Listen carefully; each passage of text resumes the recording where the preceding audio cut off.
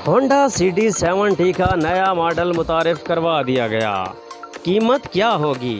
Atlas Honda ने CD70 का 2022 का मॉडल मुल्क में मुतारिफ करवा दिया है।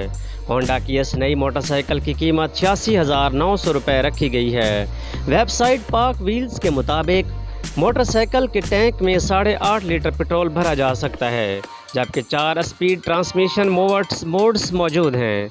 कंपनी का दावा है कि नए मॉडल में सिर्फ स्टिकर्स को ही तब्दील नहीं किया गया, बल्कि फ्रेम और इंजन में भी मुतअद्दिद तब्दीलियां करके उन्हें बेहतर बनाया गया है।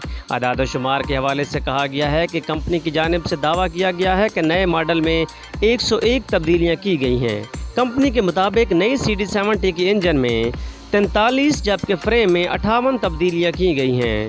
इनमें से एक बड़ी तब्दीली लो फ्रैक्शन पिस्टन रिंग्स की है और पहली मर्तबा इन रिंग्स को क्रोमियम टायरॉइड से तैयार किया गया है ताकि इंजन की कारकर्दगी को बेहतर बनाया जा सके।